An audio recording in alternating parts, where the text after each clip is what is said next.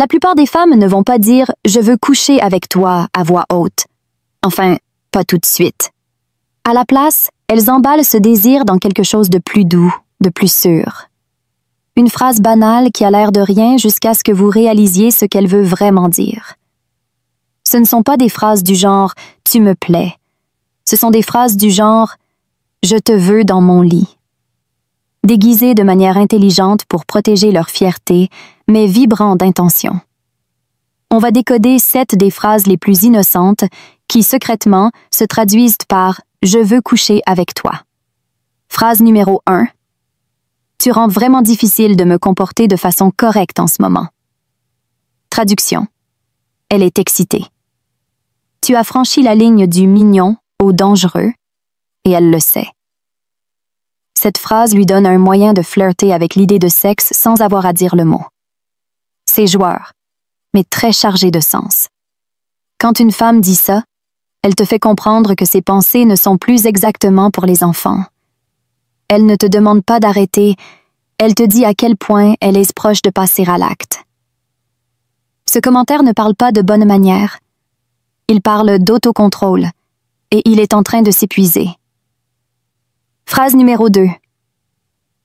Tu ne vas pas dormir ici. Analysons ça. Si elle ne voulait pas de sexe, la question ne se poserait même pas. Mais quand elle lâche cette phrase, surtout tard le soir, chez elle, pendant que vous vous détendez tous les deux, il ne s'agit pas de se faire des câlins ou de parler. Elle te veut dans son lit. Point.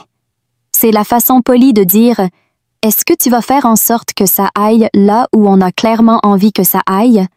Ou est-ce qu'on fait juste semblant que rien ne se passe? » Et si tu hésites, elle va faire comme si de rien n'était. Mais crois-moi, elle a déjà imaginé toute la nuit dans sa tête. Et dans cette version, ça ne se terminait pas par un simple au revoir à la porte. Phrase numéro 3. Je me mets toujours dans le pétrin quand je suis près de toi. Elle ne parle pas de se faire prendre en excès de vitesse.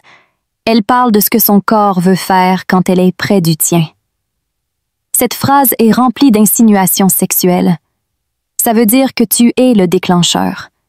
C'est toi qui la fait rougir, la distrait, qui lui donne envie. Elle fait semblant de se plaindre, mais ses yeux disent tout le contraire. Et ce pépin, ce n'est pas un avertissement.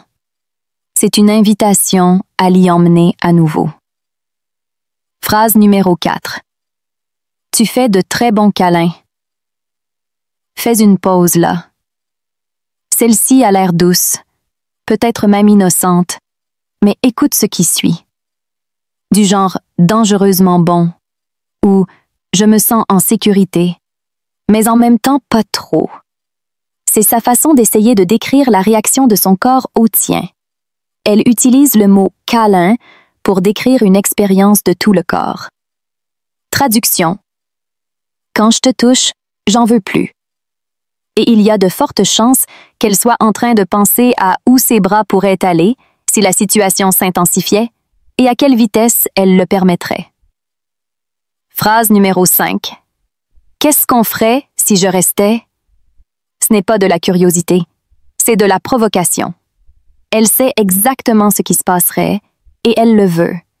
Mais au lieu de faire le premier pas, elle te renvoie la balle pour voir si tu vas le dire à voix haute. La phrase lui donne une porte de sortie si elle veut prétendre qu'elle plaisantait.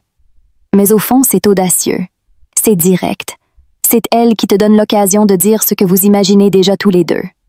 Alert spoiler. Il ne s'agit pas de partager du popcorn et de parler de votre journée. Phrase numéro 6. Tu es tellement provocateur.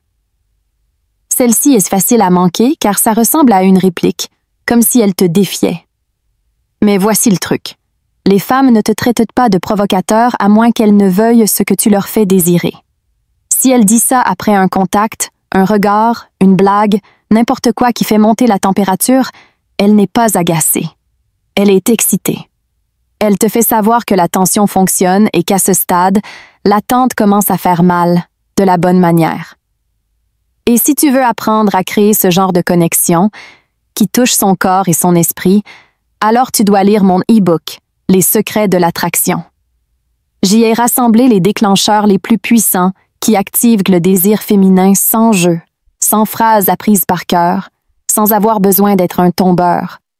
Juste la vérité pure et simple sur ce qui fonctionne vraiment. Le lien est dans la description de la vidéo et aussi dans le premier commentaire épinglé. Phrase numéro 7. Tu sais toujours exactement quoi dire pour me déstabiliser. Elle n'est pas déstabilisée parce que tu lui as fait un compliment mignon.